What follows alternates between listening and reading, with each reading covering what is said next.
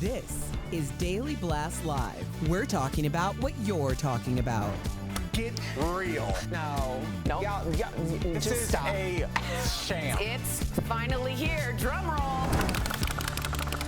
Welcome to DBL. I'm Sam in for Jeff. Happy hump day. Yes. happy hump day to you. Hump day to y'all. It's an interesting pronunciation. It's just a lot to say. All right, let's get right to it. We do have a few celebrity divorce updates. So let's start with Sofia Vergara's ex, Joe Manganiello.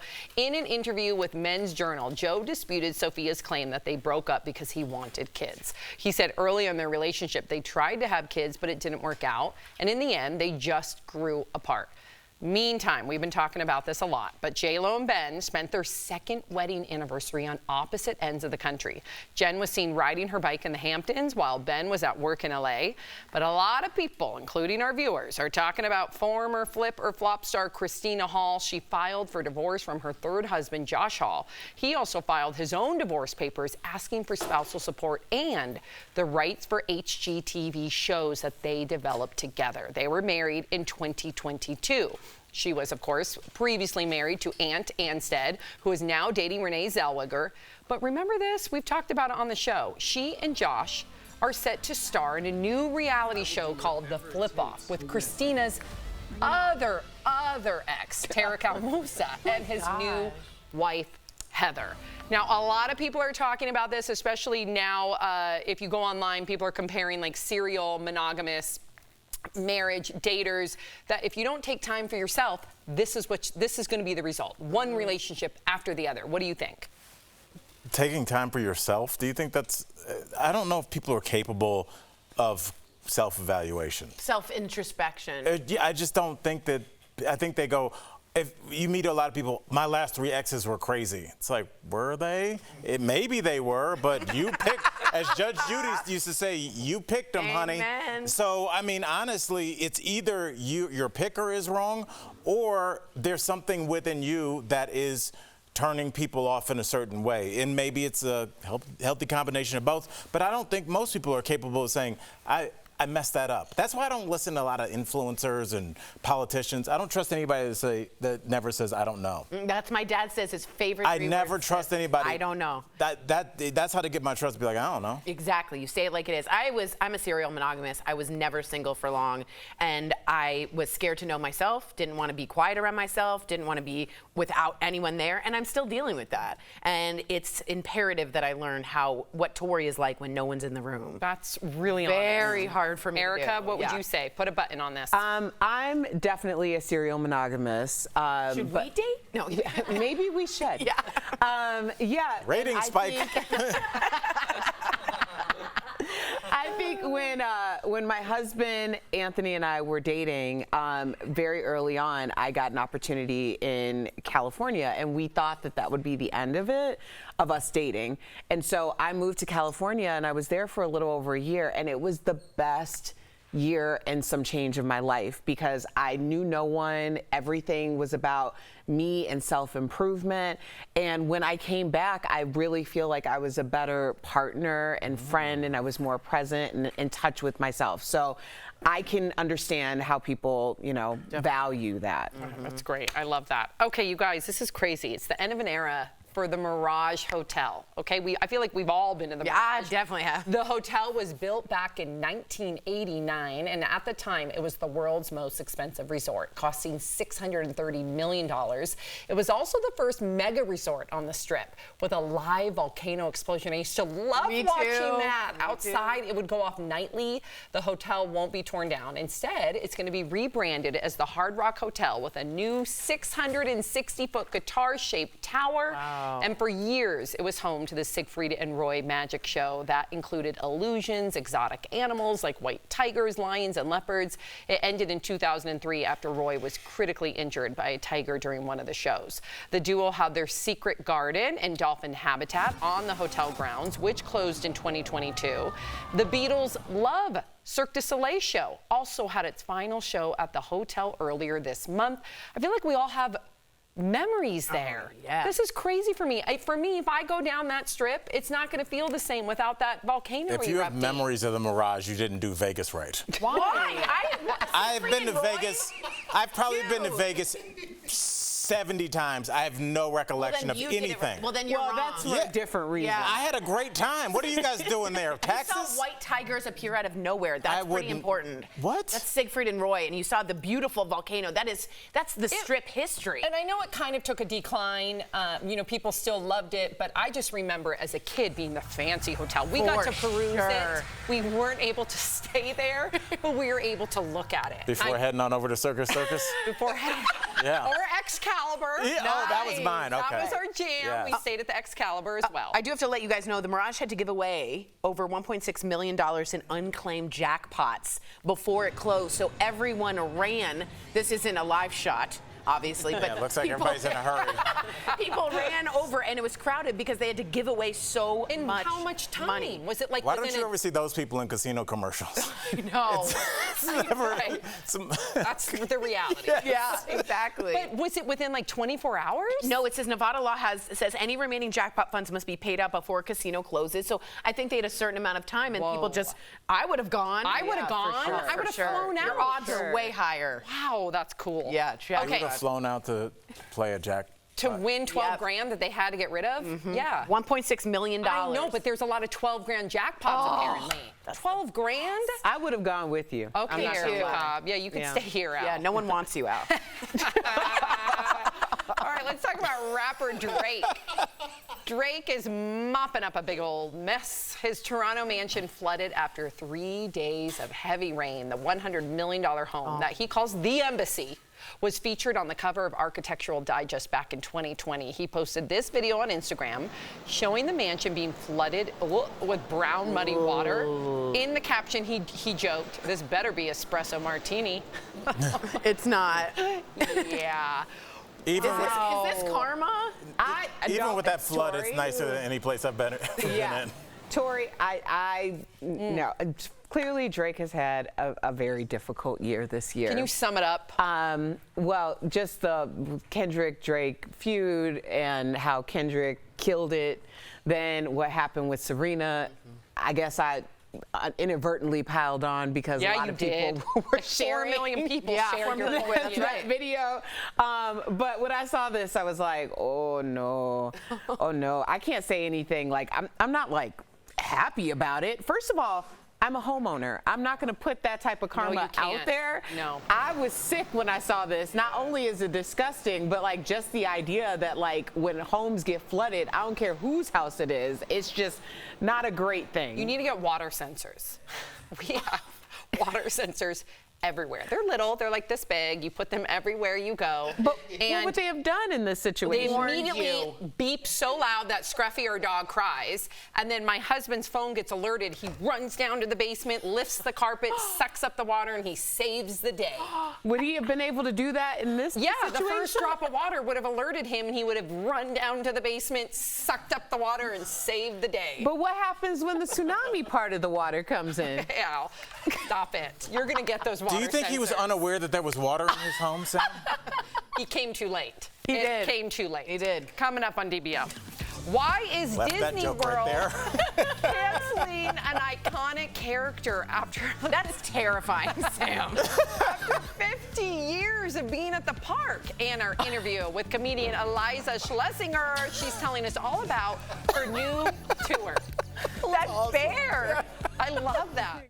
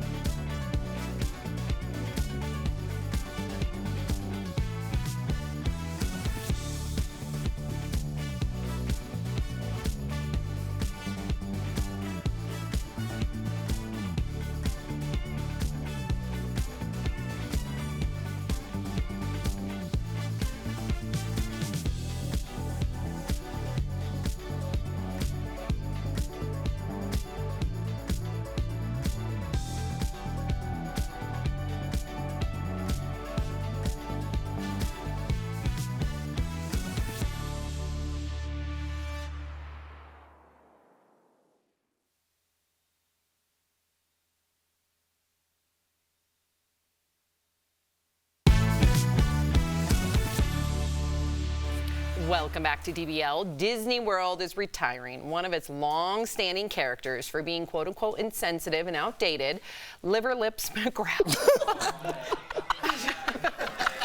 has been part of the Country Bear Jamboree for more than 50 years, but the character is portrayed as drunk. His name has also been considered a racial slur. I did not know that. That's not okay. Instead, the bear will be replaced by Romeo McGraw. Don't and close guess the what? curtain. Romeo's going to have a brand new hairdo. But this got us Do we have any thinking. pictures of Romeo? It's under wraps. This is top secret. This is a big deal. Okay. But this got us thinking, is playing drunk on TV, animatronics, in movies still funny? Because back in the 50s, Lucy accidentally got drunk while promoting a drink called Vitamita Vegemin on I Love Lucy. Remember Ross and Rachel famously got drunk, then married on an episode of Friends? And there was the time the characters in Parks and Rec all got drunk on snake juice. I think of the movie where they all go to Vegas and the bear claw tattoo, the tiger tattoo. Yeah, right. They get What a is tat- that movie? The Hangover. So like, How did you get that from that description? Because they all go.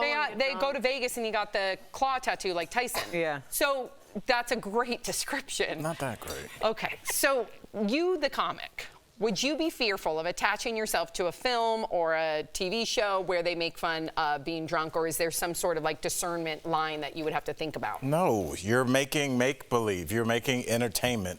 And you're trying to have things mirror real life. Last I checked, happy hour still exists. People still get drunk everywhere, including the movie theater and children's baseball games. So let's not act like if they take it out of movies, it'll be fine. I mean, since the beginning of time, people have been figuring out how to ferment things and get hammered. Mead, wine, all this. You're absolutely right. It's ancient. I will say it's hard to play drunk well on TV. I was going to say, They you're teach my you well. favorite. You I do always it do really fake well. drunk. But people overplay it, and they, and really it's just like a little bit heavy. And the eye thing, you do and good. you just slip a little bit. Yeah. Yeah. You have a gift. It's really enjoyable. Thank you so Erica, what do you think? Is it untoward? No, I think that there's a level, because even in real life, you see things and someone has had a couple pops too many, and they are goofy and it's funny. But then there's also the level where it's gotten to the point where it's dangerous or it's sad. Or it happens too often. Right. So I think that with anything, there's a line. Would you argue, because it's interesting, we're talking about this today, because last night I was telling my girl, we watch old episodes of Married at First Sight, and like the ones in 2011, 2012, people are a lot more loose. They don't say, I don't feel seen. No one's talking like that yet, so they're just people. People get drunk on camera, and there was a period where it shifted, and now you never see people that drunk in public. You don't see people like that on drunk. reality TV. Because reality shows they would feed them alcohol. Yes, literally. but I went on blind date, and they might as well have had a tube. Yeah. So, but yeah, I think everyone's aware of being filmed. Everybody. Jeff and Jordan just talked about this on their podcast, Togetherness, about the fact that now people go on reality TV because they're trying to like build their Instagram following and things like that. They're thinking about brand sponsorships. So there's a lot more going into why someone's going into reality TV, where when it was the Wild Wild West, it was so early. Jeff didn't know what he was doing. Right. No one even knew. They were just like, yeah, this sounds like something different. So I think that's changed a lot too. Interesting. All right, coming up on DBL, we're talking with the very funny Eliza Schlesinger, all about being a major force in the world of comedy.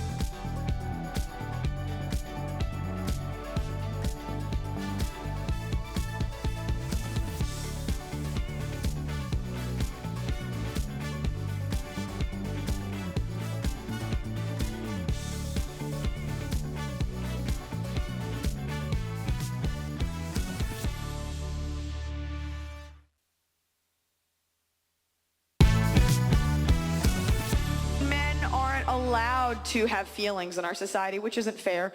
You're expected to move past it, work through it, get over it. Women don't get over anything. That's true. Welcome back. That was a clip of Eliza Schlesinger from one of her many specials. After becoming the first woman to win Last Comic Standing 15 years ago, she's now a force in the industry. Earlier, we caught up with her all about it. Talk to her.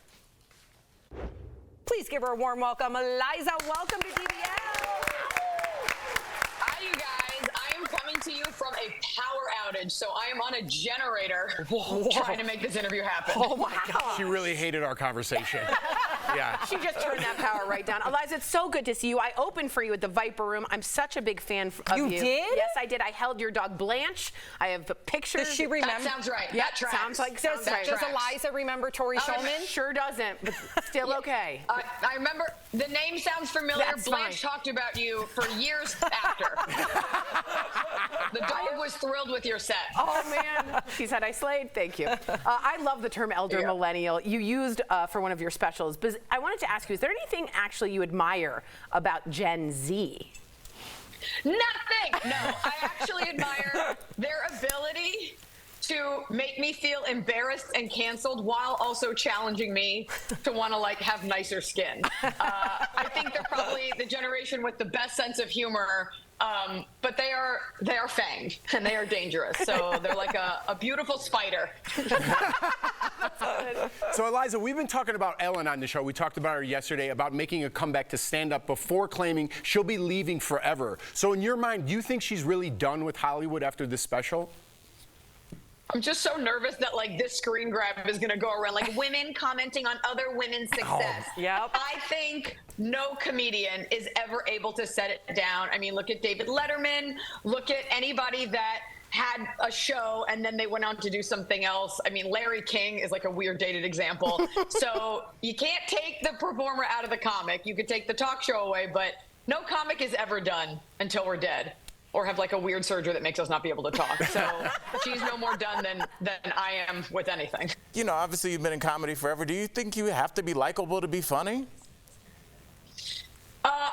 I think likability, like sexuality, is a spectrum. And I think one person's, this is why we have horrible presidential candidates. Because one man's likability is someone else's waking nightmare. Yep. And so it's subjective, as is art. Do women have to work a little bit harder at being likable? We'll be right back. No, they do. Yeah, well said. Yeah. Good answer. Exactly. So you did a movie called Good on Paper, which I watched. It was very good, more than on paper. She's like, I did see it. It is based on a true story about one of your ex-boyfriends who, quote, cuddle-fished you. So explain to our audience, what is cuddle-fishing and how did this happen to you? So cuddle-fishing is a term I tried to coin in the movie, and then Netflix was like, we can't name it cuddle-fish. But cuddle-fishing is when a man poses as something better than he is to get women, and then ultimately is not that. Like in here, he's pretending he hurt himself. How were you in this situation?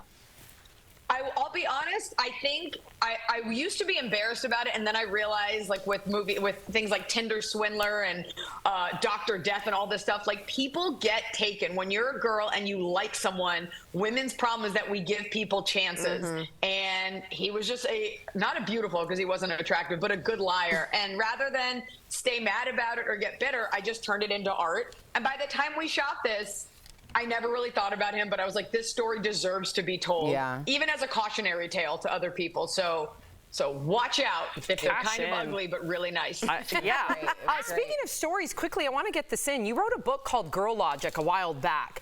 What is something that you do that makes sense? What is something you do that makes sense to you, but no one else? Okay, and I think I'm pretty sure all women do this. I always justify, I'm like, well, you can just eat more because you're going to work out more later. And then I don't work out. And I'm like, well, I'll just work out more tomorrow. And then I don't work out. So I'm like, well, I'll just eat less. But then I eat more. So you're constantly promising yourself you're going to do better. And then you don't. And then you're like, you know what? I deserve a break. Oh, Eliza, thank Thank you so much for being here. DBL Nation, catch Eliza on the Get Ready tour starting this month. Tickets are available at eliza.com, and don't miss her 7th special premiering this fall on Amazon. You're killing it, Eliza. Congratulations. Thank you for joining us. Bravo, We'll be right back. bravo. Bye, Denver. Bye, you guys. Thank you.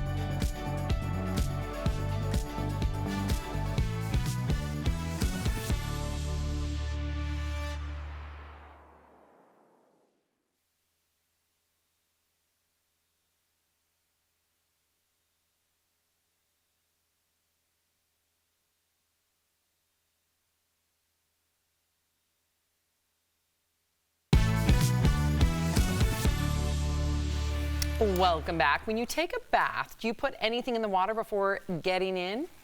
Well, it turns out some add-ins are great, but be careful because some things could lead to irritation. In fact, a study shows that the best thing you can do is add some Epsom water into the salt. But get this, the worst thing you can do is use, what did I mispronounce? Epsom salt. Epsom salt Epsom water into the salt, Which is a lot of salt. Right, that's a lot. Okay, the worst thing you can do, bath bombs, unfortunately. They have dyes, perfumes that are pretty harsh on the old skin. They're also terrifying. No, they're the best. The ones with the No, I don't like toys the inside. foam. It feels like just have some C4 in there. It's like it's about to explode.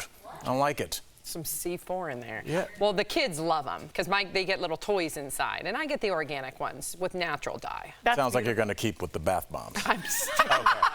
They make bath time easy. And do they bubble or do they just color the water? They fizz, color the fizz. water, and then you get a tiny toy. How fun! It is cute. What a Corey, fun you would time. love it. I'll get you a pack. Bath bomb. Jacuzzi can help you take baths the right way. Jacuzzi offers an unmatched, stress-free remodeling process. Call 800-996-0017 or visit jacuzzibathremodel.com.